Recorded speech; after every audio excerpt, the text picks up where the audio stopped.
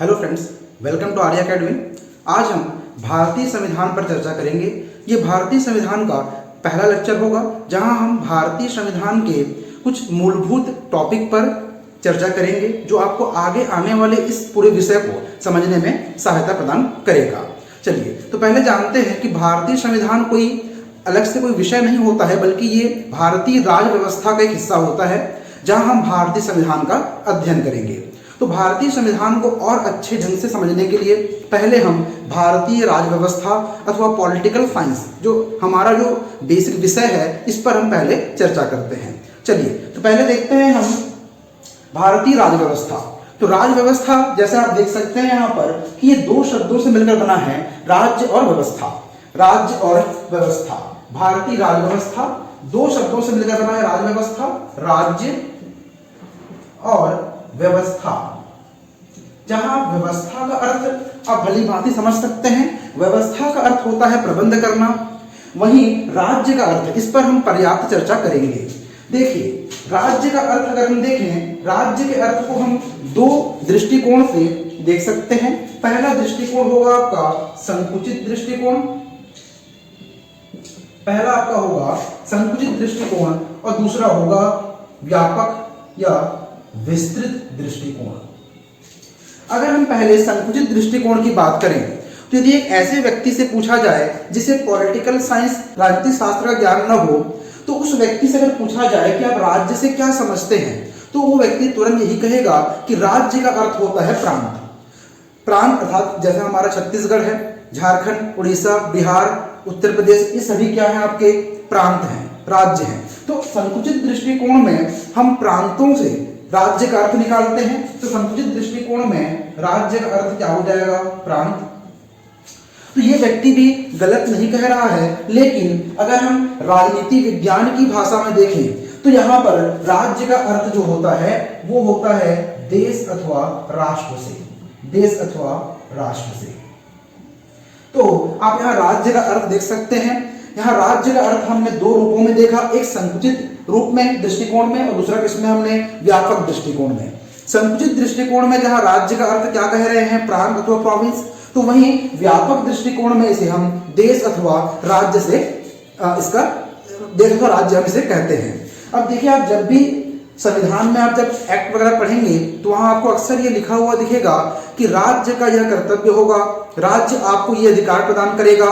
तो इसका कहने का मतलब क्या है, राज्य अर्थात कौन है आपका देश अथवा राष्ट्र, और राष्ट्र अथवा देश को चलाती है कौन, आपकी सरकार। तो सरकार अथवा राज्य से तात्पर्य सरकार अथवा किससे, आपका देश से संबंध है किसका, आपका यहाँ पर राज्य का। ये हम जब आएगा आगे तो आप उस एक्ट में आप अपने आप से समझते चले जाएंगे। चलिए इसी राज्य को थोड़ा और आगे बढ़ाते हैं और चर्चा करते हैं कि राज्य निर्माण के तत्व। राज्य का निर्माण किन किन तत्वों से होता है इस पर हम चर्चा करते हैं। तो राज्य निर्माण के तत्व, राज्य निर्माण के चार तत्व बताए गए हैं। पहला होता है भूभाग,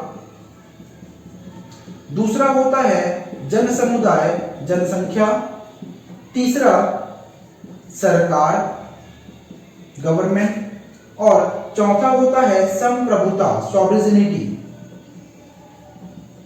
संप्रभुता, सॉवरेनिटी। अब देखिए ये राज्य निर्माण के तत्व हैं और ये कहा जाता है कि इनमें से अगर एक तत्व भी ना हो तो वो राज्य नहीं कहलाएगा। तो आपने राज्य का अर्थ आपने देख लिया था संकुचित अर्थों में और किसमें, आपने व्यापक अर्थों में। तो व्यापक अर्थों में राज्य का अर्थ होता है आपका देश अथवा राष्ट्र। तो कोई भी जो राज्य बनने के लिए चार तत्वों का एक साथ होना क्या है, अनिवार्य है। अनिवार्य है कहने का मतलब यह है कि इनमें से अगर एक तत्व भी ना हो तो वो राज्य नहीं कहलाएगा। भूभाग आप समझ सकते हैं क्षेत्र विशेष को दिखाता है, तो वहीं जनसंख्या उस भूभाग में निवास करने वाले जनता या फिर लोगों के समूह को जनसंख्या कहा जाता है। सरकार उस जन समूह को नियंत्रित करने वाली जो संस्था है वो कौन है, आपकी सरकार है। और संप्रभुता का अर्थ होता है, सॉवरेनिटी का अर्थ होता है कि अपने निर्णय स्वयं लेने की क्षमता का होना। अगर ये सरकार अपने निर्णय स्वयं लेती है तो ये क्या कहलाएगा, संप्रभु राज्य कहलाएगा। अब देखिए अगर इनमें से कोई एक तत्व भी न हो तो वो क्या नहीं कहलाएगा, वो राज्य नहीं कहलाएगा। फॉर एग्जांपल अगर हम देखें भूभाग की अगर हम बात करें, आप देख सकते हैं तिब्बत का भूभाग तो है, वहां पर रहने वाली जनसंख्या भी है, सरकार भी है और साथ में क्या है, संप्रभुता की बात हम बाद में करेंगे।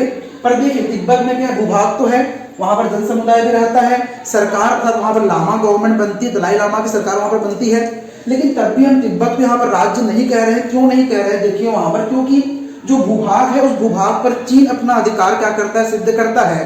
तो अगर वो भूभाग पर चीन अधिकार अपना सिद्ध करता है तो ऐसी स्थिति में आपने अक्सर देखा होगा कि वहां की सरकार जो दलाई लामा है वो अक्सर भारत में शरण लेने चले आते हैं।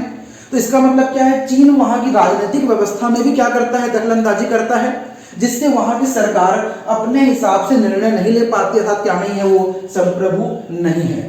इस प्रकार हम तिब्बत को क्या नहीं कह सकते हैं? एक राज्य नहीं कह सकते, क्योंकि वहां की जो भूभाग है उस भूभाग पर कैसा है? चीन अपना क्या करता है? अक्सर अधिकार सिद्ध करता है। वैसे ही आपका हांगकांग भी, जहां पर चीन क्या करता है? अपना अधिकार सिद्ध करता है और अपना क्षेत्र बताता है उसे वो। दूसरा है आपका जनसंख्या। अगर जनसंख्या ना हो आप अंटार्कटिका देख सकते हैं, अगर जनसंख्या नहीं होगी तो बाकी की तो हम कल्पना कर ही नहीं सकते वहां पर। तीसरा आपका होता है सरकार उस जन समुदाय को रेगुलेट करने के लिए, नियंत्रित करने के लिए, उनकी समस्याओं को सुलझाने के लिए जो संस्था बनी वो कौन है? आपकी सरकार। तो सरकार का रहना भी क्या है? अनिवार्य है। अगला है संप्रभुता।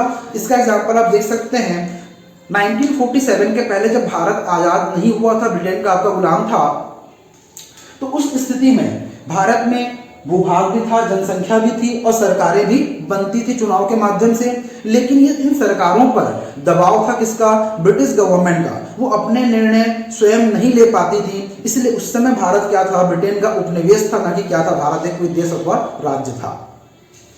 तो आप देख सकते हैं कि संप्रभुता, सरकार, जनसंख्या, भूभाग, इन चारों का एक साथ होना क्या है? अनिवार्य है। किसके लिए? राज्य के लिए।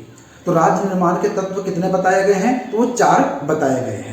चलिए इसके आगे देखते हैं हम राज्य का उदय। जब हमने राज्य का अर्थ देखा, हमने राज्य निर्माण के तत्व देख लिया हमने, तो अब हम चर्चा करते हैं राज्य के उदय पर कि राज्य का उदय कैसे हुआ। तो देखिए अगर हम राज्य के उदय की बात करें, सबसे पहले मानव बने। अब दो मानवों के मध्य अगर विवाद की स्थिति आई तो इस विवाद को सुलझाने के लिए एक संस्था बनी। उस संस्था का नाम था समाज या सोसाइटी। दो मानव के बीच विवाद को सुलझाने के लिए जो संस्था बनी उसे हमने क्या नाम दिया? समाज दिया। अब अगर कभी ऐसा हो कि इस समाज और मानव के बीच क्या हो जाए? मतभेद की स्थिति उत्पन्न हो जाए, विवाद की स्थिति उत्पन्न हो जाए, तो उसे सुलझाने के लिए जो संस्था बनी उस संस्था को हमने नाम दिया राज्य। तो आप देख सकते हैं कि मानव और समाज के नियमन के लिए बनी संस्था क्या कहलाती है? राज्य कहलाती है। मानव और समाज के नियमन कहने का अर्थ होता है नियंत्रण या फिर क्या? रेगुलेशन। तो मानव और समाज का नियंत्रण कौन कर रही है? राज्य कर रही है। तो इस तरह क्या देख सकते हैं कि मानव और समाज के रेगुलेशन के लिए, नियमन के लिए या नियंत्रण के लिए बनी संस्था क्या कहलाती है? राज्य कहलाती है। तो आप यहां पर राज्य का परिभाषा देख सकते हैं यहां पर आप कि मानव और समाज के रेगुलेशन के लिए या फिर नियमन के लिए बनी संस्था क्या कहलाती है? राज्य कहलाती है। अब यहां ध्यान से सुनिएगा कि ये जो राज्य है, हम ये कह रहे हैं कि मानव और समाज अपनी समस्याएं लेकर कहां पर जाएंगे? अपनी शिकायतों को लेकर कहां पर जाएंगे? राज्य के पास जाएंगे। लेकिन राज्य की वास्तविक अवधारणा कैसी होती है? अमूर्त होती है।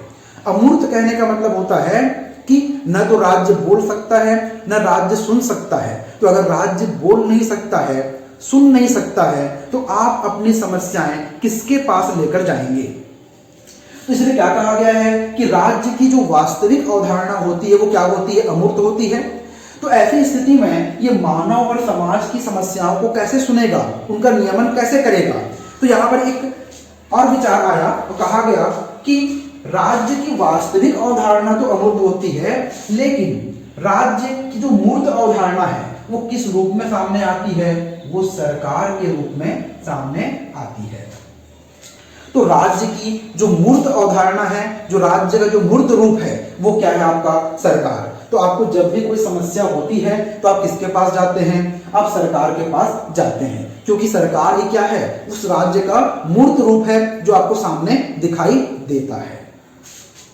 तो इस तरह से आपने क्या देखा? यहाँ पर राज्य का उदय देखा, जहां आपने देखा कि मानव के मध्य अगर विवाद की स्थिति उत्पन्न हुई, उस विवाद को सुलझाने के लिए संस्था बनी, उस संस्था का नाम था क्या?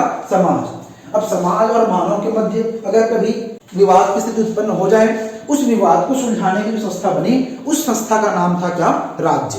अब राज्य की वास्तविक अवधारणा क्या होती है? अमूर्त होती है, लेकिन राज्य जिसके माध्यम से कार्य करती है वो कहलाती है कौन? सरकार। अर्थात राज्य का जो मूर्त रूप है वो क्या कहलाता है? सरकार कहलाता है।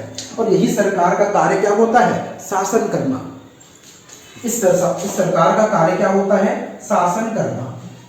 अब शासन कैसा होता है? दो प्रकार का होता है। अगर सरकार अच्छा शासन करे तो इसे हम क्या कहते हैं? गुड गवर्नेंस या फिर क्या? सुशासन। गुड गवर्नेंस या फिर क्या? सुशासन। अगर यही सरकार बुरा कार्य करे, जनता के हित में कार्य न करे, तो इसे हम कहते हैं क्या? कुशासन। कुशासन। तो हर देश की जनता चाहती है कि उनके देश में क्या हो? सुशासन हो। अगर कभी ऐसी सरकार बन जाए जो क्या करने लगे? कुशासन करने लगे, तो इसके लिए भी जनता को क्या दिया गया? एक उपकरण दिया गया। उस उपकरण का नाम था क्या? चुनाव। आप चुनाव में फिर से क्या कीजिए? अगली बार ऐसी सरकार चुनकर लाइए जो सरकार क्या करे? जो सुशासन करे। अर्थात कुशासन वाली सरकार को हटा के आप क्या कर सकते हैं? सुशासन करने वाली सरकार को आप ला सकते हैं। तो ये था क्या? आपका सरकार का कार्य था क्या करना? शासन करना। और शासन कैसा करना चाहिए सरकार को? हमेशा गुड गवर्नेंस या फिर क्या? सुशासन करना चाहिए। तो ये क्या देख लिया आपने? यहाँ पर राज्य का उदय भी देख लिया। अगला देखते हैं हम यहाँ पर, जब हमने राज्य का उदय देख लिया, राज्य की परिभाषा भी देख लिया, राज्य निर्माण के तत्व भी आपने जान लिया और राज्य की परिभाषा भी आपने यहाँ पर क्या कर लिया? समझ लिया। इस सरकार के क्या देखेंगे हम? अंग देखेंगे। अब देखिए, अगर मैं यहां पर लिखूं शासन के अंग, शासन के अंग। अब देखिए, शासन के अंग कहूं या फिर मैं क्या कहूं? सरकार के अंग कहूं, क्योंकि शासन कौन करती है? सरकार का कार्य क्या है? शासन करना। अर्थात मैं यहां पर क्या कह सकता हूं? इसे सरकार के अंग। या फिर ये सरकार जिस पद्धति से चुनकर आती है उसे हम कहते हैं क्या? लोकतांत्रिक पद्धति। तो वैसे क्या कर सकता हूं? लोकतंत्र के अंग। और ये तीनों क्या होंगे? एक होंगे। आप इसे शासन के अंग कहिए या सरकार के अंग कहिए या लोकतंत्र के अंग कहिए, ये तीनों क्या हैं? एक हैं। अब देखिए, शासन के कितने अंग होते हैं? तो बेसिकली शासन के 3 अंग बताए जाते हैं। पहला होता है आपका विधायिका, लेजिस्लेचर। दूसरा होता है कार्यपालिका, एग्जीक्यूटिव, कार्यपालिका। और तीसरा आपका होता है न्यायपालिका, जुडिशरी। न्यायपालिका, जुडिशरी। ये शासन के 3 क्या है? आधार स्तंभ हैं, या लोकतंत्र के क्या है? 3 आधार स्तंभ हैं। ये सरकार के क्या है? 3 अंग हैं। लेकिन वर्तमान समय में इन 3 अंगों के अलावा भी क्या है? और भी अंग बताए गए हैं। जैसे कई बार परीक्षाओं में पूछ लेता है कि लोकतंत्र का चौथा आधार स्तंभ क्या है? तो लोकतंत्र का चौथा आधार स्तंभ है आपका मीडिया। लोकतंत्र का 5वां आधार स्तंभ क्या है? तो वो है आपका सिविल सोसाइटी, सभ्य समाज। सभ्य समाज, जिसमें एनजीओ या फिर और भी प्रेशराइज करने वाले जो ग्रुप होते हैं वो आते हैं वहां पर आपके। तो अब देखिए यहाँ पर ये क्या थे आपके? ये सरकार के अंग हैं, जहां आपने देखा विधायिका, कार्यपालिका और न्यायपालिका। साथ में आपने और भी अंग देखे, मीडिया, सभ्य समाज।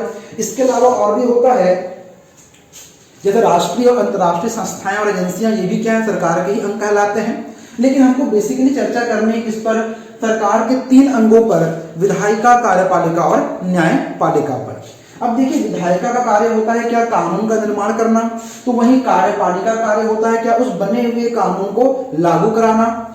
और न्यायपालिका कार्य होता है उन बने हुए कानूनों की सही व्याख्या करना। इसके अलावा मीडिया भी क्या करती है? लगातार सरकार पर क्या करती है? उसके कार्यों पर नजर रखती है, जनता क्या करती है? उसे अवगत कराती है। तो ये भी क्या है? सरकार का ही अंग है। तो वही जो सभ्य समाज है वो भी क्या करते हैं? लगातार अगर सरकार क्या करने लगे? गलत कार्य करने लगे तो वो क्या करते हैं? दबाव बनाते हैं सरकार पर अच्छा कार्य करने के लिए। तो ये भी क्या होंगे? आपके लोकतंत्र के क्या होंगे? आधार स्तंभ होंगे। पर यहाँ हम बेसिकली इन तीनों पर चर्चा करेंगे। कहां कहां पर? विधायिका, कार्यपालिका और न्यायपालिका पर। तो देखिए, विधायिका का कार्य क्या होता है? कानून का निर्माण करना। और इस कानून का निर्माण कैसे होता है इस पर हम विस्तार पूर्वक पढ़ेंगे जब हम और आगे पढ़ेंगे संविधान में कि प्रथम वाचन, द्वितीय वाचन, तृतीय वाचन में किस प्रकार से प्रक्रियाएं पूर्ण की जाती हैं। पर यहाँ पर हम बेसिक चर्चा करेंगे किस पर, हम विधायिका, कार्यपालिका और न्यायपालिका पर। देखिए, कानून निर्माण इसका कार्य है लॉ मेकिंग। कानून का निर्माण कैसे होता है, तो कानून के निर्माण के लिए सबसे पहले प्रस्ताव लाए जाते हैं, प्रपोजल लाया जाता है, और इन्हीं प्रस्तावों को हम क्या कहते हैं, बिल अथवा विधेयक, बिल अथवा विधेयक कहते हैं। और जब ये बिल क्या हो जाए, हमारी संसद में पास हो जाए, संसद कहने का मतलब होता है कि लोकसभा प्लस राज्यसभा प्लस राष्ट्रपति, इन तीनों को मिलाकर हम क्या कहते हैं, संसद कहते हैं। तो अगर ये क्या हो जाए, लोकसभा राज्यसभा में पास हो जाए और भारत के राष्ट्रपति से क्या कर दें, उस पर अपना हस्ताक्षर कर दें, तो ये क्या बन जाता है, यही बिल अथवा विधेयक क्या बन जाता है, ये बन जाता है आपका एक्ट, कानून अथवा अधिनियम। तो ये क्या था आपका कि कानून का निर्माण, इस पर हमने बेसिक चर्चा की। तो लॉ मेकिंग के लिए क्या आता है, प्रस्ताव आता है, इसी प्रस्ताव को हम क्या कहते हैं, विधेयक या फिर क्या कहते हैं, बिल कहते हैं। आपने अक्सर पहले सुना होगा जीएसटी बिल, पर अब क्या कहते हैं इसे हम, जीएसटी कानून कहते हैं, जीएसटी एक्ट कहते हैं इसे हम, क्योंकि वो जीएसटी पहले क्या था, आपका प्रस्ताव था। जब तक वो हमारी संसद में पास नहीं हुआ तब तक क्या था, वो बिल था वो, लेकिन जैसे ही वो पास हो गया क्या बन गया आपका, वो कानून बन गया, एक्ट बन गया। तो ये क्या था आपका, विधायिका था। विधायिका पर और भी हम विस्तार को चर्चा करते हैं और इसे आसान शब्दों में समझने का प्रयास करेंगे, ताकि आपको आगे आने वाले जो भी कक्षाएं होंगी संविधान की, वहां आप जब एक्ट पढ़ेंगे तो वहां आपको कोई भी परेशानी न हो, इन शब्दों से आप क्या हो जाए, अभी अब वाकिफ हो जाए। चलिए, तो देखते हैं विधायिका पर थोड़ा और विस्तार पूर्वक चर्चा करते हैं।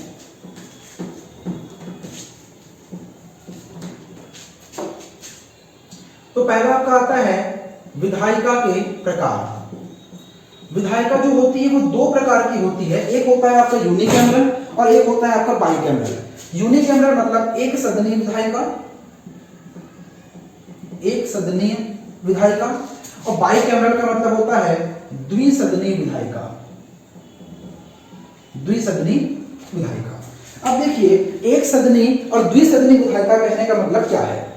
एक सदनीय, सदन का अर्थ होता है हाउस या घर, तो सदन मतलब क्या हो गया आपका, जहां पर केवल एक सदन हो, क्या कहलाएगा आपका, एक सदनीय विधायिका। जहां पर दो सदन होंगे वो क्या कहलाएगा, वो द्विसदनीय विधायिका कहलाएगा। अब देखिए, अधिकांश देशों में क्या होता है, द्विसदनीय विधायिका होती है, मतलब अभी दुनिया के मोस्ट ऑफ द कंट्री में क्या होगा, आपको द्विसदनीय विधायिका ही देखने के लिए मिलेगी। अब देखिए, जहां पर क्या होगा, केवल क्या वो लोअर हाउस हो, वो क्या कहलाएगा, वो एक सदनीय विधायिका कहलाएगी। जहां पर लोअर हाउस के साथ साथ अपर हाउस हो, वो क्या कहलाएगा आपका, द्विसदनीय विधायिका। अब देखिए, ये लोअर हाउस और अपर हाउस कहने का मतलब क्या होता है। अब यहां ध्यान समझिएगा, अगर हम भारत की बात करें तो भारत में हमारे पास क्या है, विधायिका के दो सदन है। विधायिका कहने का मतलब क्या है, जो कानून का निर्माण करती है, और भारत में कानून का निर्माण कौन करती है, संसद करती है। तो संसद में दो सदन होते हैं, एक को हम कहते हैं क्या, उच्च सदन, और एक को हम कहते हैं क्या, निम्न सदन। भारत में जो निम्न सदन है या फिर जो लोअर हाउस है, उसका नाम है लोकसभा, उसका नाम है लोकसभा। और भारत में जो अपर हाउस है, उच्च सदन है, उसका नाम है राज्यसभा। तो भारत में आपके दो सदन हो गए, अपर हाउस का नाम क्या है, राज्यसभा, तो वहीं लोअर हाउस या फिर निम्न सदन का नाम क्या है, लोकसभा। ऐसे अधिकांश देशों में क्या होते हैं, अलग अलग नाम होते हैं, अलग अलग जो है क्या होते हैं, आपके सदनों के नाम होते हैं। तो भारत में जो है अपर हाउस का नाम क्या है, राज्यसभा, और वहीं लोअर हाउस का नाम क्या है, लोकसभा। अब देखिए, मैंने पहले आपको बताया कि अधिकांश देशों में क्या होता है कि द्विसदनीय विधायिका ही क्या करते हैं, फॉलो करते हैं। तो हम द्विसदनीय विधायिका पर क्या करें, चर्चा करेंगे। अब देखिए, और भी चीज समझिए यहां पर कि अधिकांश देशों में जो लोअर हाउस होता है, उस लोअर हाउस को ज्यादा अधिकार है, ज्यादा शक्तियां मिली होती है, किसके मुकाबले, अपर हाउस के मुकाबले। मैंने कहा कि अधिकांश देशों में जो निम्न सदन होता है, उसे अधिक शक्तियां मिली होती है, किसके मुकाबले, उच्च सदन के मुकाबले। अगर हम भारत की बात करें तो भारत में भी जो लोकसभा है वो ज्यादा पावरफुल है, किसके मुकाबले, राज्यसभा के मुकाबले। अब आपके मन में एक सवाल आएगा कि ऐसा क्यों किया गया है। तो पहले देखिए आप, इसे राज्यसभा को अपर हाउस क्यों कहा गया? वो इसलिए कहा गया क्योंकि यहाँ पर चुनाव लड़ने की न्यूनतम आयु सीमा कितनी, 30 वर्ष, तो वहीं लोअर हाउस में कितनी है, 25 वर्ष है। तो इसलिए क्या है कि इसे क्या कहा गया, इसे उच्च सदन कहा गया आयु सीमा के हिसाब से, और इसे क्या कहा गया, निम्न सदन कहा गया। लेकिन इसका नाम भले ही कैसा है, अपर हाउस है, पर उसके बाद भी शक्तियों के मामले में कैसा है, ये निम्न सदन के मुकाबले क्या है, कमजोर है। तो ऐसा क्यों किया गया है कि लोकसभा को निम्न सदन होने के बावजूद अधिक शक्तियां मिली हैं, जबकि राज्यसभा को शक्तियां कम मिली हैं। अब देखिए इसका रीजन जो है, इसका कारण क्या होगा, तो इसका पहला कारण तो यह है कि लोकसभा में जो सदस्य होते हैं उनकी संख्या ज्यादा होती है किसके मुकाबले, राज्यसभा के मुकाबले। यहाँ लगभग 545 ये वर्तमान में, बाकी 550 मेंबर इसमें होते हैं। तो वहीं अगर हम राज्यसभा की बात करें, यहाँ पर 250 मेंबर होते हैं। यहाँ कितने होते हैं, 250 मेंबर। तो अगर हम सदस्यों की संख्या की तुलना करें तो ऐसी स्थिति में क्या हो रहा है, सदस्यों की संख्या यहाँ पर राज्यसभा में कैसी है, कम है, यहाँ पर कैसी है, ज्यादा है। दूसरी चीज क्या है कि यहाँ जो सदस्य होते हैं उनका जो निर्वाचन होता है वो कैसा होता है, डायरेक्ट इलेक्शन या प्रत्यक्ष निर्वाचन के द्वारा क्या होते हैं, आते हैं। तो वहीं ये कैसे आते हैं, ये अप्रत्यक्ष निर्वाचन के द्वारा आते हैं। वहां ये कैसे आते हैं, अप्रत्यक्ष निर्वाचन के द्वारा आते हैं। अब देखिए डायरेक्ट इलेक्शन और इनडायरेक्ट इलेक्शन का मतलब क्या होता है। तो डायरेक्ट कहने का मतलब ये है कि जहां पर भारत की आम जनता स्वयं क्या करे, अपने जनप्रतिनिधियों को वोट डालकर चुने, वो क्या कहलाएगा, प्रत्यक्ष। और जहां पर हमारे द्वारा चुने गए जनप्रतिनिधि किसी और को चुने तो वो क्या कहलाएगा, आपका अप्रत्यक्ष। आप समझ सकते हैं, जहां पर हम स्वयं जाकर वोट डालें, जिन्हें चुने, वो जनप्रतिनिधि कैसे होंगे, आपके प्रत्यक्ष निर्वाचन द्वारा आएंगे। और जिनको हम न चुनकर हमारे द्वारा चुने जनप्रतिनिधि चुनेंगे, वो किसमें आएंगे, आपके अप्रत्यक्ष में। तो राज्यसभा में जो हमारे द्वारा चुने हुए जनप्रतिनिधि होते हैं वे क्या करते हैं, वोट डालते हैं, चुनते हैं। कैसा है, यहाँ पर इनडायरेक्ट इलेक्शन होता है। तो अगर डायरेक्ट इलेक्शन से जो चुनकर आएंगे तो जनता का सीधा जुड़ाव किससे होगा, जिनको जनता ने स्वयं वोट दिया है। तो लोकसभा के मेंबर्स जनता से सीधे संपर्क में होते हैं, इसलिए वो जनता क्या करती है, अपनी समस्याएं ज्यादातर किसके पास लेकर जाती हैं, जिनको उन्होंने स्वयं क्या किया, वोट दिया है। इसलिए क्या होगा यहाँ पर कि इन्हें पावर भी क्या दिया गया, अधिक दिया गया। तो ये क्या होंगे, कुछ कारण होंगे। अगला कारण क्या होगा, देखिए यहाँ पर ज्यादा युवा व्यक्ति होते हैं किसके मुकाबले, राज्यसभा के मुकाबले। तो यहाँ पर युवा ऊर्जा शक्ति, युवा ऊर्जा शक्ति, तो आप समझ सकते हैं युवाओं के अंदर कैपेबिलिटी क्या होती है, ज्यादा होती है। वो सभी कार्यों को उसी उत्साह और जोश से कर सकते हैं। इसलिए क्या किया गया, इन्हें पावर भी क्या दिया गया, इनके मुकाबले अधिक दिया गया। तो आप इस तरह से आप समझ सकते हैं कि क्यों अधिकांश देशों में या फिर भारत में लोअर हाउस को अर्थात इसको लोकसभा को अधिक शक्तियां मिली किसके मुकाबले, राज्यसभा के मुकाबले। लेकिन जो अमेरिका है, अमेरिका दुनिया में एकमात्र ऐसा देश है जहां की जो अपर हाउस है वो ज्यादा पावरफुल है। उसका रीजन क्या, ये भी सुन लीजिए आप। उसका रीजन ये है कि वहां पर अपर हाउस में जो सदस्य, जो मेंबर होते हैं, उन मेंबर्स को प्रत्यक्ष निर्वाचन द्वारा चुना जाता है। और दूसरा, वहां पर जो सीटों का आवंटन होता है वो कैसा होता है, वो समान प्रतिनिधित्व प्रणाली द्वारा होता है। इक्वल रिप्रेजेंटेशन, समान प्रतिनिधित्व प्रणाली। जैसे भारत में सीटों का आवंटन कैसे होता है राज्यसभा का, वो जनसंख्या के अनुसार होता है। जिस राज्य की जनसंख्या अधिक है वहां पर क्या होगा, सीटें भी क्या होंगी, आपकी अधिक होंगी। और जहां की जनसंख्या कम है वहां सीटें क्या होंगी, कम होंगी। किंतु अमेरिका में ऐसा नहीं होता है। अमेरिका में क्या होता है, आपका अगर 50 राज्य हैं तो प्रत्येक राज्य से कितने मेंबर आएंगे, 2 मेंबर आएंगे, चाहे उस राज्य की जनसंख्या अधिक हो अथवा क्या हो, कम हो। तो आप देख सकते हैं कि अमेरिका का जो अपर हाउस है वो पूरी दुनिया में सबसे पावरफुल है। और सबसे पावरफुल निम्न सदन कहाँ का है, तो कहाँ का है आपका, वो ब्रिटेन का है। चलिए, ये तो क्या हो गया आपका अपर हाउस और लोअर हाउस की शक्तियों के बारे में। अगला ये आता है कि अगर अधिकांश देशों में लोअर हाउस को अधिक पावर देना है तो ऐसी स्थिति में अपर हाउस बनाने की आवश्यकता क्यों पड़ी। तो देखिए इसका भी जब सवाल, इस सवाल का जवाब भी हम जान लेते हैं कि जब अधिकांश देशों में लोअर हाउस को अधिक शक्तियां मिली हैं तो अपर हाउस को क्यों बनाया गया। इसके लिए तीनों देशों से पूछा गया। पहले इंग्लैंड से पूछा गया, फिर अमेरिका से पूछा गया और फिर इंडिया से। जब इंग्लैंड से पूछा गया तो उसने बताया कि वो राजनीति में अपने इलाइट मेंबर्स को, इलाइट सिटीजन को या फिर गणमान्य नागरिकों को स्थान देने के लिए क्या किया, उसने अपर हाउस बनाया है। जब इंग्लैंड से पूछा गया तो इंग्लैंड ने क्या कहा कि राजनीति में अपने गणमान्य नागरिकों को स्थान देने के लिए क्या किया, उसने अपर हाउस बनाया है। तो वही जब अमेरिका से पूछा गया तो उसने बताया कि वो जानना चाहता है कि केंद्र में राज्यों का प्रतिनिधित्व, रिप्रेजेंटेशन कैसा है। वो जानना चाहता है कि केंद्र में राज्यों का प्रतिनिधित्व कैसा है, अर्थात वो केंद्र में बैठकर राज्यों की समस्याएं क्या है, सुनना चाहता है। तो वही जब इंडिया से पूछा गया तो इंडिया ने बताया कि वो भी क्या चाहता है, वो अपने गणमान्य नागरिकों को राजनीति में हिस्सा देना चाहता है। तो यहाँ पर देखिए, गणमान्य कहने का अर्थ क्या है, भारत ने इसे बताया और क्या कहा कि गणमान्य से तात्पर्य यहाँ पर कैसा है, एक्सपीरियंस पर्सन या फिर क्या, अनुभवी व्यक्तियों से है। तो वो उनके अनुभव का राजनीति में क्या करना चाहते हैं, इस्तेमाल करना चाहते हैं। दूसरा उसने ये भी बताया कि जैसा अमेरिका कह रहा है कि यहाँ पर क्या कि वो केंद्र में राज्यों का रिप्रेजेंटेशन कैसा है वो देखना चाहता है, तो वैसे इंडिया ने भी इसी तरह को दिया। लेकिन बाद में ये कहा गया कि इंडिया ने क्या किया है कि ब्रिटेन और अमेरिका की जो कंसेप्ट उसे क्या कर लिया, चुरा लिया है। तो पहली बात तो ये है कि अगर आप क्या करें, अच्छी बातों को ग्रहण करते हैं तो वो क्या चोरी नहीं कहलाती। दूसरी चीज ये है कि पूरी तरह से कॉपी नहीं किया गया है। अगर आप यहाँ पर देखेंगे तो इंग्लैंड ने गणमान्य का अर्थ क्या है परिभाषित नहीं किया, लेकिन इंडिया ने क्या किया, उसे परिभाषित किया है। किस रूप में, अनुभवी व्यक्तियों के रूप में।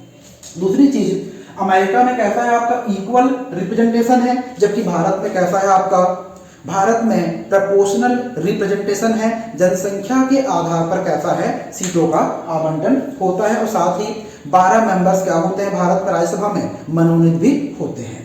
तो इस तरह से कैसा है, पर्याप्त भिन्नताएं भी दिखती हैं आपको कहां पर, इंग्लैंड, अमेरिका और भारत में।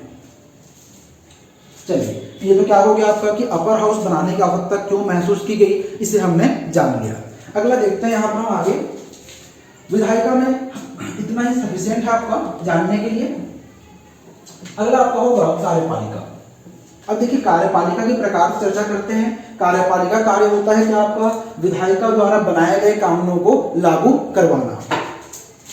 कार्यपालिका भी दो प्रकार की होती है, एक को हम कहते हैं क्या, स्थायी कार्यपालिका, और एक को हम कहते हैं अस्थायी कार्यपालिका। स्थायी और अस्थायी कार्यपालिका। स्थायी कार्यपालिका को हम एक और नाम से जानते हैं, प्रशासनिक कार्यपालिका। तो वहीं अस्थायी कार्यपालिका को हम कहते हैं राजनैतिक कार्यपालिका, पॉलिटिकल एग्जीक्यूटिव। जहां स्थायी कार्यपालिका में कौन आते हैं आपके, ब्यूरोक्रेट्स या फिर नौकरशाह। तो वहीं अस्थायी कार्यपालिका में आते हैं मिनिस्टर्स या फिर मंत्री। अब देखिए, इनको स्थायी क्यों कह रहे हैं, इनको अस्थायी क्यों कह रहे हैं। इनको अस्थायी या फिर राजनीतिक कार्यपालिका को अस्थायी इसलिए कहा जा रहा है क्योंकि ये कहते हैं ये चुनाव के द्वारा चुनकर आते हैं और ये केवल 5 साल के लिए अपने पद पर बने रहते हैं। अगली बार अगर फिर से चुनाव जीतते हैं तभी वो अपने पद पर आएंगे, अन्यथा नहीं। लेकिन यहाँ पर कैसा हो रहा है, इन्हें स्थायी इसलिए कह रहे हैं क्योंकि ये कहते हैं जो नौकरशाह हैं ये सिविल सर्विसेज परीक्षाओं के माध्यम से चुनकर आते हैं और ये अपने कार्यकाल समाप्ति तक क्या होता है, पद पर बने रहते अगर वो अच्छा कार्य करते रहे तो। इस तरह से क्या हो गया आपका, प्रकृति के आधार पर आपने क्या देख लिया, कार्यपालिका के प्रकार देख लिया, जहां दो प्रकार थे, स्थायी और अस्थायी कार्यपालिका। स्थायी को हमने नाम दिया क्या, प्रशासनिक कार्यपालिका, और अस्थायी को हमने क्या नाम दिया था, राजनीतिक कार्यपालिका। अस्थायी में आपके आते हैं कौन, मिनिस्टर्स आते हैं। तो वहीं अस्थायी में कौन आते हैं आपके, मिनिस्टर्स आते हैं। तो वहीं स्थायी में कौन आते हैं आपके, ब्यूरोक्रेट्स या फिर कौन आते हैं, नौकरशाह आते हैं। इस स्थायी कार्यपालिका को एक और नाम से हम जानते हैं, इसे हम कहते हैं वास्तविक कार्यपालिका। वास्तविक कार्यपालिका।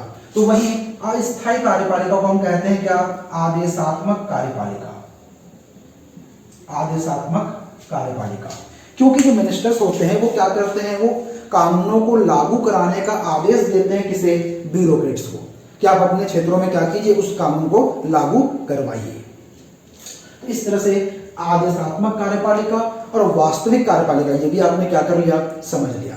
अब चलिए अगला देखते हैं हम। कार्यपालिका का अगला एक और विभाजन है जो अधिकार के आधार पर है, जो अधिकार के आधार पर है।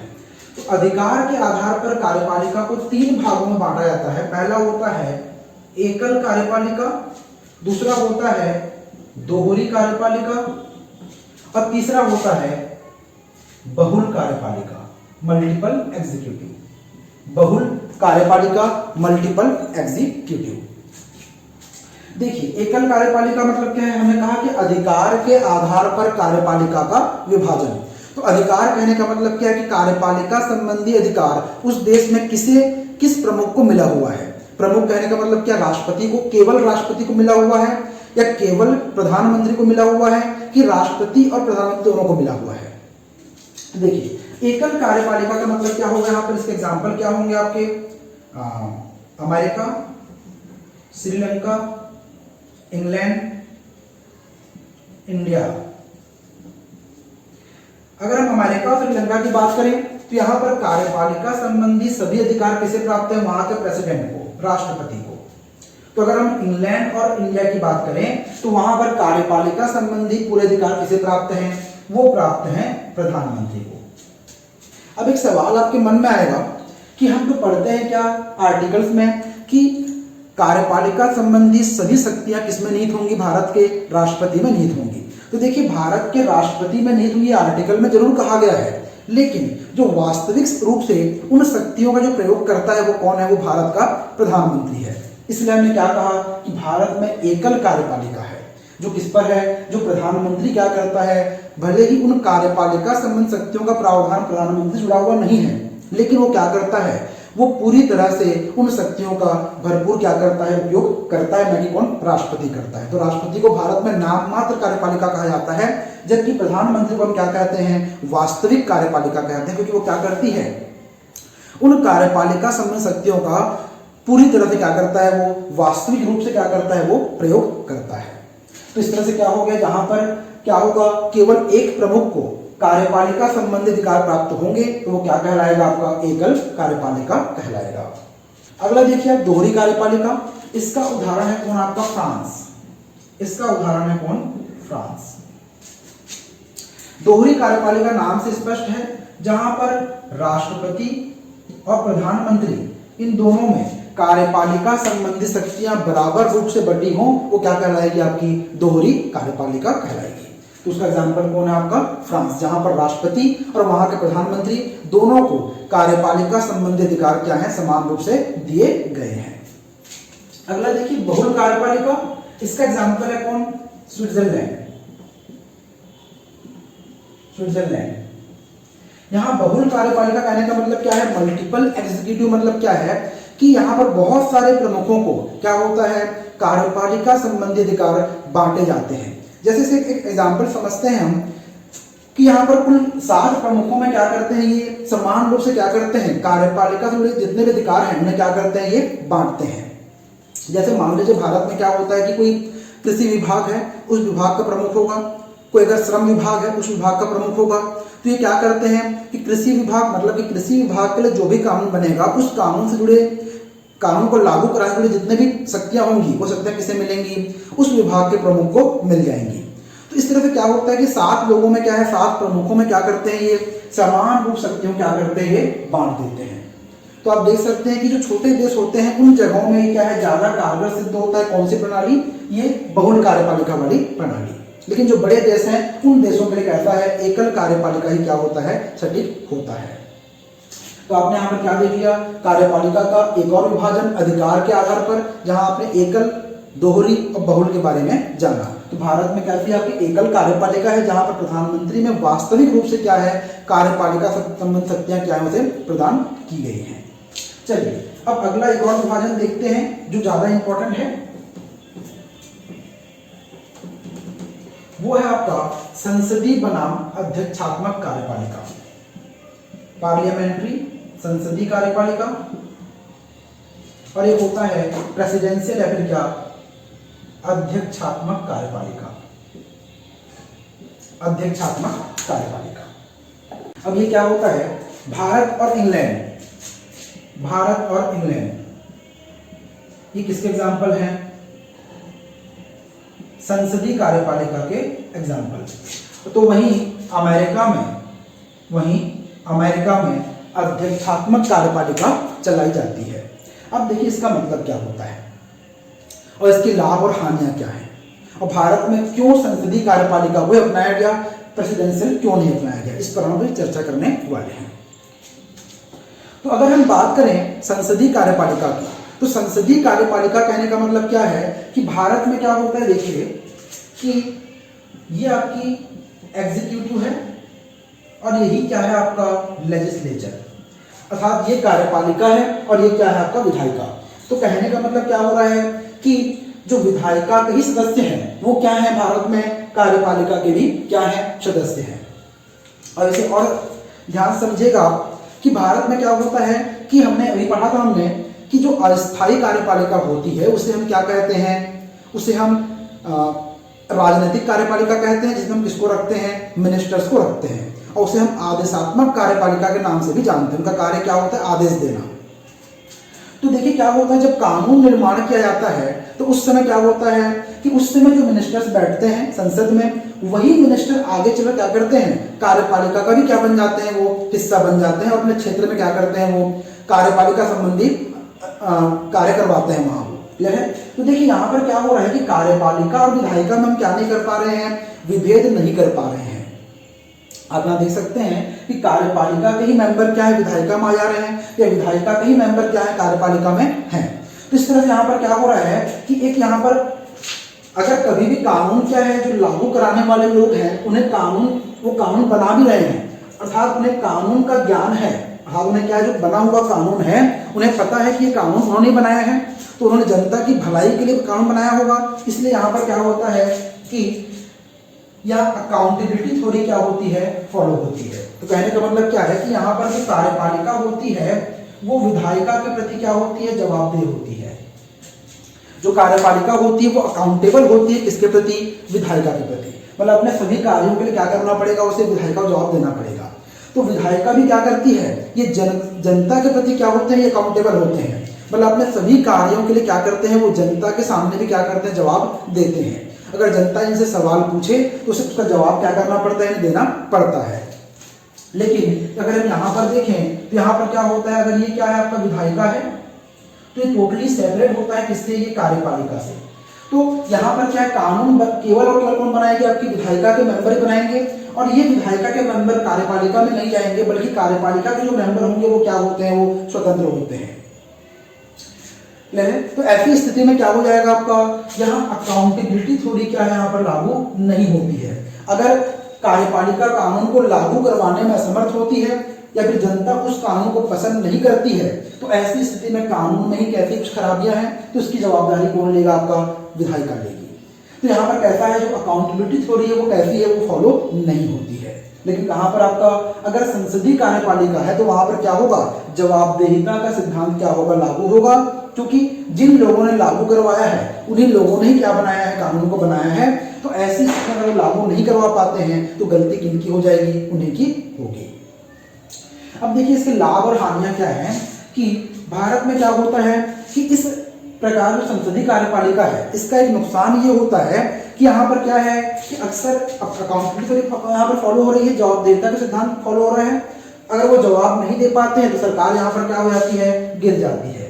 तो बेसिकली संसदीय कार्यपालिका में एक इसकी कमियां ये है कि यहाँ पर सरकार क्या होता है, अस्थायी। तो वहीं अगर हम बात करें अध्यक्षात्मक कार्यपालिका की, तो यहाँ पर सरकार कैसे होते हैं, स्थायी। सरकार क्या होता है, स्थायी। क्योंकि यहाँ पर आप देखते हैं अमेरिका में अगर राष्ट्रपति एक बार चुन लिया जाता है तो 5 वर्षों तक कैसा अपने पद पर बना रहता है, हटाया नहीं जाता है। लेकिन इस प्रकार की कार्यपालिका का एक नुकसान भी है, और नुकसान क्या है देखिए कि यहाँ पर ऑटोक्रेसी गवर्नमेंट या फिर क्या तानाशाही सरकार भी बन सकती है, तानाशाही सरकार भी बन सकती है। क्योंकि आपने क्या कहा है कि आपको पद से हटाया नहीं जाएगा, तो ऐसी स्थिति में ये गलत निर्णय लेने वाली सरकार भी क्या कर सकती है, अपनी मनमानी करने वाली सरकार भी यहाँ पर बन सकती है। लेकिन यहाँ पर क्या होगा, यहाँ पर तानाशाही सरकार या फिर ऑटोक्रेसी सरकार कभी भी नहीं बनेगी। तानाशाही सरकार यहाँ पर नहीं बनेगी। जहाँ सरकार अपनी मनमानी करने लगेगी तो उस समय क्या होगा, अविश्वास प्रस्ताव लाकर उस सरकार को क्या कर सकते हैं, हम गिरा भी सकते हैं।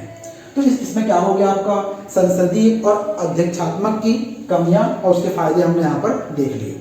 अब देखिए, क्योंकि यहाँ पर सरकार क्या है, स्थायी है, तो ऐसी स्थिति में भारत में भी क्यों संसदीय को अपनाया गया, अध्यक्षात्मक को क्यों नहीं अपनाया गया? तो इसके पीछे एक ही तर्क था। तर्क ये था कि जब संविधान का निर्माण किया गया उस समय भारत की जनता क्या थी, राजनीतिक रूप से क्या थी, अपरिपक्व थी। तो वो भूलवश क्या कर सकती थी, एक ऑटोक्रेसी या फिर क्या तानाशाही सरकार चुन सकती थी। इसलिए क्या अपनाया गया, भारत में संसदीय व्यवस्था को अपनाया गया। और उसका एक और रीजन भी था कि ब्रिटिश गवर्नमेंट के दौरान इस प्रकार की कार्यपालिका में कार्य करने का भारत को अनुभव था, इसलिए क्या किया गया, इस प्रकार कार्यपालिका को भारत में अपनाया गया। तो आपने यहाँ पर क्या देख लिया, संसदीय और अध्यक्षात्मक कार्यपालिका के बारे में भी जान लिया। चलिए तो आगे देखते हैं इसमें हम। अगला है हमारा न्यायपालिका। अगला है हमारा जुडिशरी या फिर क्या, न्यायपालिका।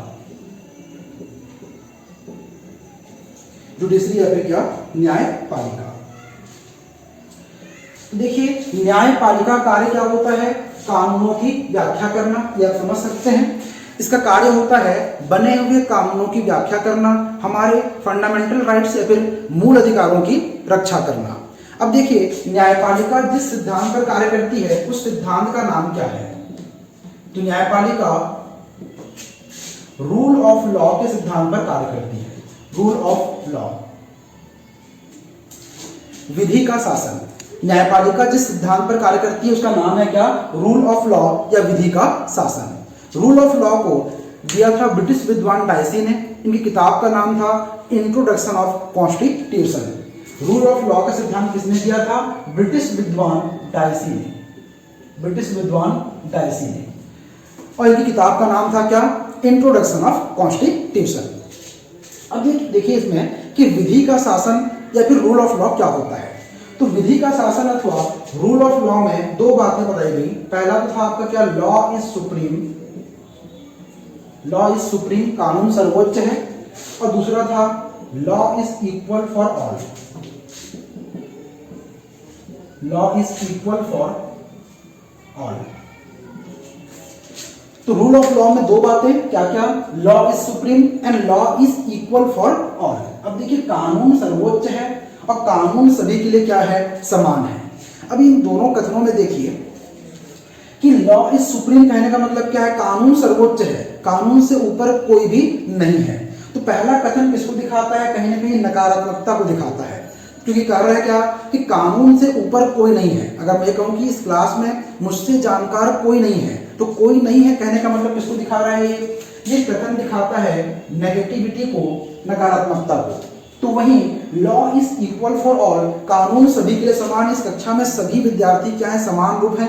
तो अगर मैं कहूं कि सभी समान हैं तो किसको दिखाता है, ये कथन दिखाता है पॉजिटिविटी को, सकारात्मकता को। अब देखिए, ये कथन भले ही कहता है नकारात्मकता को दिखाता है, लेकिन फिर भी ये कहता है कि ये संविधान के लिए कैसा है, जनता के लिए कैसा है, ये अनिवार्य है। क्यों अनिवार्य है, क्योंकि यहाँ पर कहा गया है कि लॉ इज सुप्रीम और न्यायपालिका कार्य होता है क्या करना, न्याय दिलाना या फिर कानूनों की व्याख्या करना, फंडामेंटल राइट्स की रक्षा करना।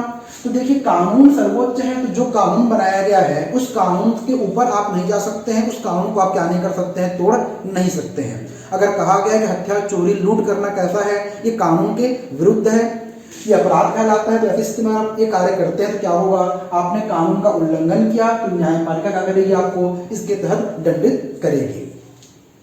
दूसरा है आपका law is equal for all, तो कानून सभी के लिए कैसा है, समान है। कानून सभी के लिए, चाहे वो अमीर गरीब ऊंच नीच भेदभाव कानून में नहीं किया जाता, ये कहना चाह रहे हैं इसमें ये वाला कथन। तो इस तरह से क्या हो गया, न्यायपालिका रूल ऑफ लॉ के सिद्धांत पर कार्य करती है। और रूल ऑफ लॉ के सिद्धांत में दो बातें हैं, क्या क्या आपकी, law is equal, law is supreme and law is equal for all. भले ही यहाँ पर एक कथन कैसा है आपका, नकारात्मकता को दिखाता है, लेकिन तब भी ये कैसा है, ये न्यायपालिका के लिए, हमारे लिए, जनता के लिए, संविधान के लिए कैसा है, ये अनिवार्य है। तो इस तरह से आपने देखा यहाँ पर क्या, न्यायपालिका का सिद्धांत, और सिद्धांत का नाम था क्या, रूल ऑफ लॉ। इसे दिया था ब्रिटिश विद्वान डायसी ने।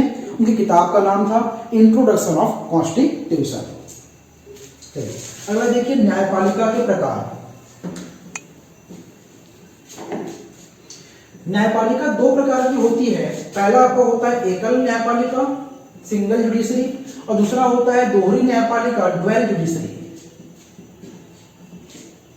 एकल न्यायपालिका का एग्जांपल है कौन? भारत।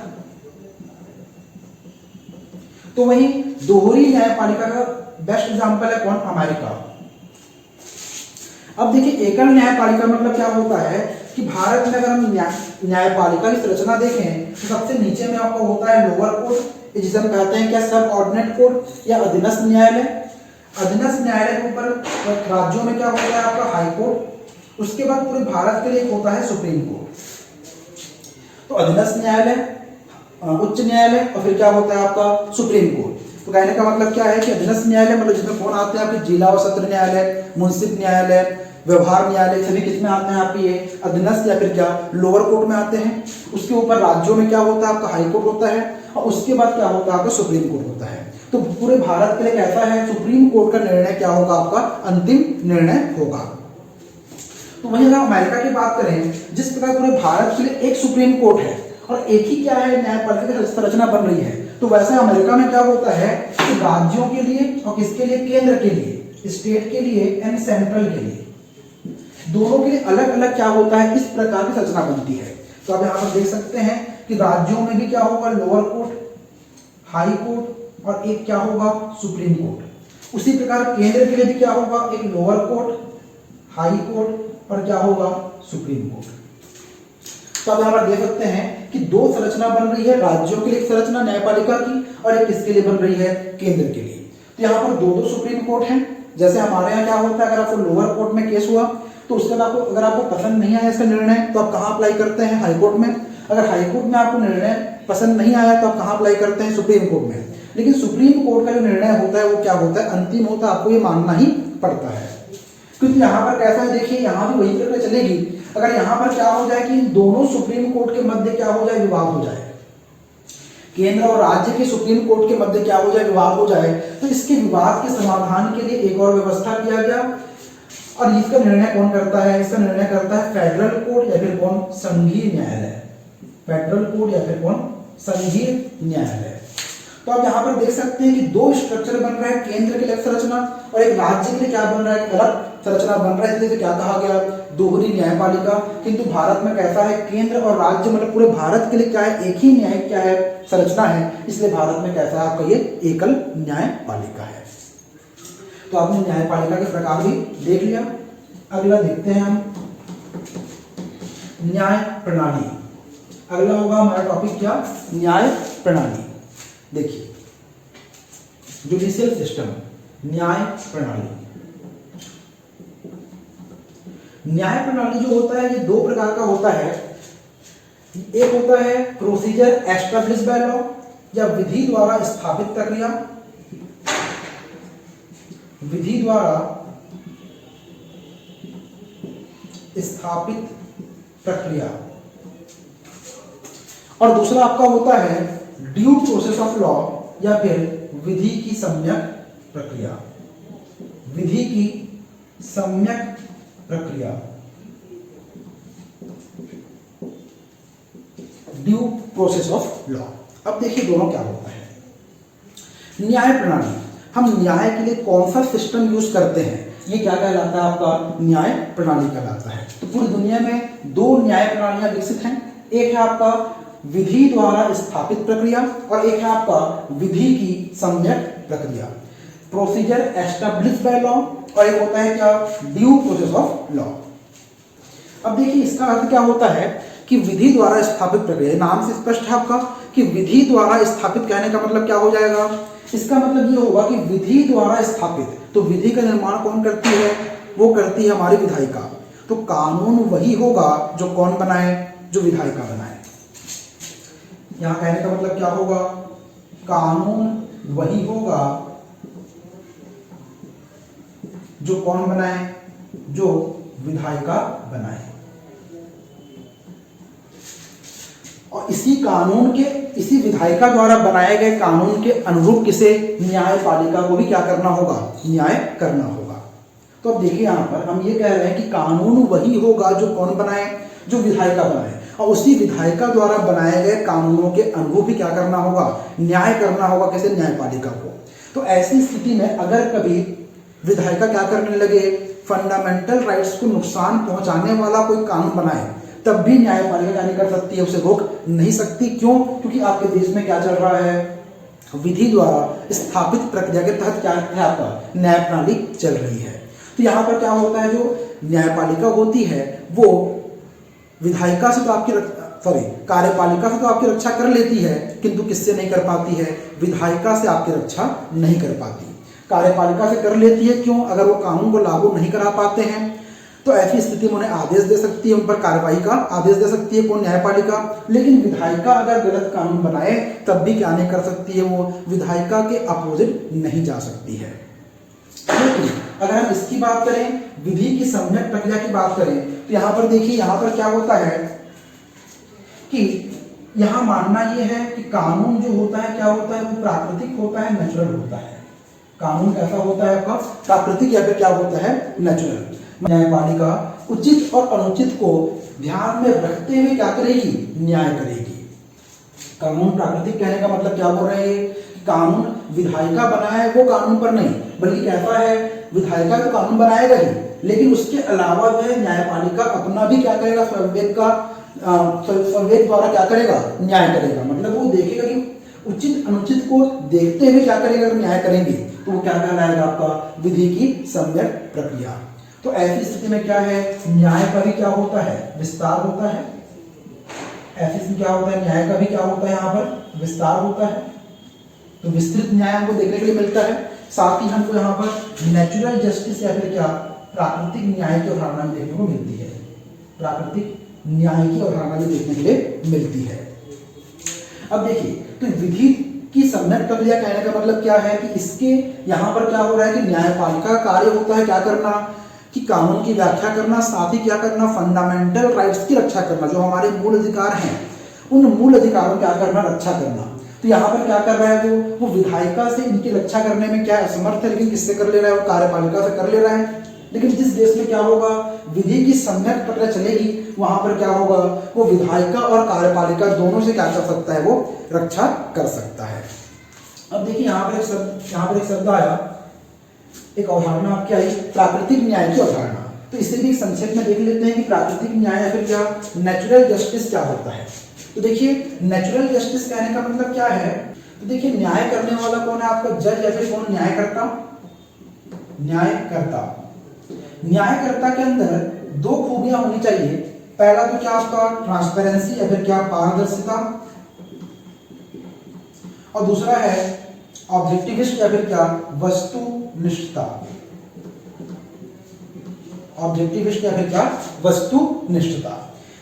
पारदर्शिता या फिर ट्रांसपेरेंसी मतलब होता है कि आपका सबूतों के आधार पर क्या करना, फैसला करना। और वस्तुनिष्ठता मतलब होता है भेदभाव ना करना, भेदभाव ना करना। तो देखिए यहां पर एक न्यायकर्ता के अंदर दो खूबियां होनी चाहिए।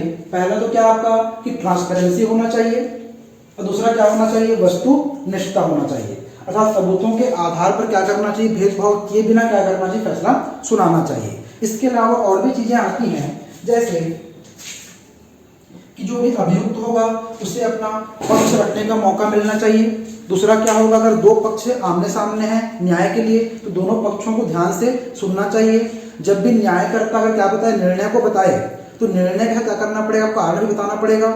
खुद के खिलाफ गवाही देने के लिए किसी को बाध्य नहीं करना चाहिए। और क्या होना चाहिए आपका कि एक न्यायकर्ता को पूर्वाग्रह से क्या होना चाहिए, मुक्त होना चाहिए। तो पूर्वाग्रह है फिर क्या, प्रिजम्पशन मतलब क्या होता है आपका कि आप किसी व्यक्ति के मन में पहले से कोई धारणा आप बना नहीं सकते हैं। अगर कोई व्यक्ति क्या है कि इसके पहले जो है उस पर 3-4 बार चोरी का आरोप लग चुका है, अब चौथी बार भी क्या होता है, वही व्यक्ति न्यायालय में फिर से पेश होता है, तो उस जज को पहले से ये नहीं सोचना चाहिए कि इस व्यक्ति ने इस बार भी चोरी किया होगा। तो ऐसी स्थिति में क्या होगा, अगर आप उस व्यक्ति को इस पूर्वाग्रह के द्वारा अगर आप क्या करते हैं, जज करते हैं, तो ऐसी स्थिति में आप उसे सजा सुना देंगे, लेकिन जो दोषी होगा वो क्या हो जाएगा, वो जो एक्चुअल जो दोषी होगा वो क्या होगा, वो सजा से मुक्त हो जाएगा। तो इसलिए क्या कहा गया कि नेचुरल जस्टिस मतलब क्या होगा कि इन चीज़ों को अगर आप ध्यान में रखकर अगर आप न्याय करते हैं तो वो क्या कहलाएगा आपका प्राकृतिक न्याय। तो आप यहाँ पर देख सकते हैं कि प्राकृतिक न्याय मतलब क्या है, न्याय का विस्तार ही है, जहाँ पर जज क्या कर रहा है कि उचित अनुचित या फिर सही गलत को ध्यान में रखते हुए क्या कर रहा है, वो फैसला सुना रहा है। चलिए तो अब इधर बात करते हैं, वापस फिर से हम न्याय प्रणाली पर। तो न्याय प्रणाली में अब सवाल ये उठता है कि भारत ने कौन सी न्याय प्रणाली को अपनाया है। तो पहले भारत ने जापान द्वारा किसे ग्रहण किया था, विधि द्वारा स्थापित प्रक्रिया को। पर समय के साथ भारत ने क्या किया, धीरे धीरे कहाँ आ गया, वो इधर शिफ्ट होने लगा, कहाँ पर आपको विधि की सम्यक प्रक्रिया की ओर। अब देखिए इसे एक एग्जाम्पल समझते हैं कि हमारे पास एक आर्टिकल है, आर्टिकल 21। आर्टिकल 21 में कहा गया है right to life and personal liberty. Right to life and personal liberty, तो राइट टू लाइफ मतलब क्या है, प्राण व दैहिक आजादी का अधिकार। आर्टिकल 21 में कहा गया है प्राण व दैहिक आजादी का अधिकार। अब इसमें क्या कहा गया, बेसिकली सरकार आपको जीने का अधिकार देगी।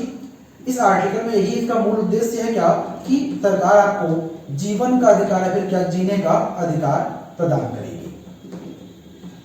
अब अगर आसान शब्दों में देखा जाए तो किसी व्यक्ति को जीवित रहने के लिए 3 मूलभूत चीजों की आवश्यकता होती है, रोटी, कपड़ा और मकान।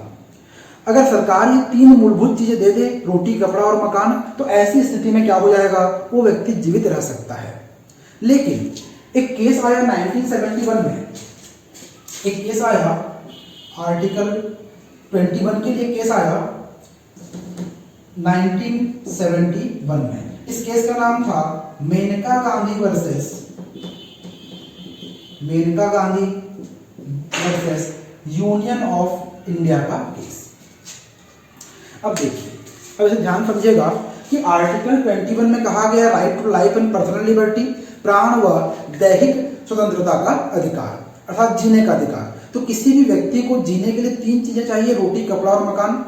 तो रोटी मतलब क्या है, अगर सरकार उस समय क्या करने लगे, आप उसे अगर ऐसा रोटी दें या फिर ऐसे खाद्य पदार्थ उपलब्ध कराएं जो खाद्य पदार्थ ऐसे हैं जो पौष्टिक नहीं हैं और जिन्हें खाने के बाद व्यक्ति क्या होता है, बीमार पड़ सकता है, और बीमार पड़ने से क्या होती है, मृत्यु हो सकती है। या आप इसे ऐसे आवास उपलब्ध कराएं जो आवास ऐसी जगहों पर है जहां पर वातावरण कैसा है, बहुत ज़्यादा प्रदूषित है। तो ऐसे वातावरण में रहने के बाद व्यक्ति क्या होता है, बीमार पड़ता है, उसकी बाद में क्या होती है, विभिन्न रोगों से क्या होती है, मृत्यु हो जाती है। या आप उन्हें ऐसे कपड़े उपलब्ध कराते हैं पहनने के लिए जिन्हें पहनने के बाद वो सभ्य समाज का हिस्सा नहीं बन सकते हैं। तो आप समझ सकते हैं कि इन जगहों पर क्या हो रहा है कि सरकार क्या कर रही है, रोटी, कपड़ा और मकान तो उपलब्ध करा रही है, लेकिन कैसा रोटी, कैसा कपड़ा और कैसा मकान उपलब्ध कराना है, इसके बारे में इस आर्टिकल में यहाँ पर बताया नहीं गया है। इसीलिए ये ऐसा आर्टिकल है जिसे सुप्रीम कोर्ट ने सबसे ज्यादा बार क्या किया है, चर्चा किया है इस पर। तो देखिए अक्सर एग्जाम में पूछ भी लेता है कि सबसे ज्यादा चर्चित आर्टिकल कौन सा है सुप्रीम कोर्ट में, तो वो कौन सा आपका आर्टिकल 21, और ये आर्टिकल है कौन सा आपका, right to life and personal liberty. तो देखिए इसे बताने के लिए क्या आया कि 1971 में Maneka Gandhi versus union of India का केस आया, जहां पर क्या कहा गया, जहां पर कहा गया कि जो आर्टिकल 21 है, जो आर्टिकल 21 है, ये आर्टिकल 21 केवल जीवन के अधिकार से नहीं जुड़ा है, बल्कि किससे जुड़ा हुआ है, डिग्निफाइड लाइफ या फिर क्या, गरिमापूर्ण जीवन के अधिकार से जुड़ा है, गरिमापूर्ण जीवन के अधिकार से। अब देखिए जीवन मतलब क्या हो गया आपका, लाइफ मतलब हो गया आपका क्या, कि रोटी, कपड़ा और मकान, लेकिन अच्छी रोटी, अच्छे कपड़े, अच्छे मकान, ये क्या हो जाएगा आपका, गरिमापूर्ण जीवन।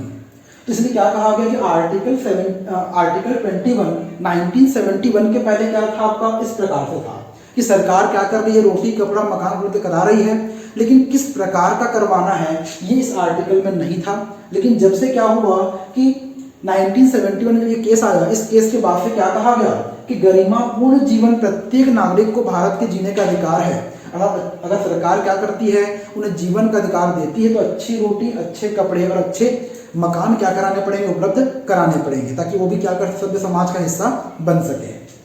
तो आप देख सकते हैं कि अगर हम क्या करें, इस आर्टिकल 21 को देखें 1971 के पहले, तो हम कहाँ पर थे, विधि द्वारा स्थापित प्रक्रिया में।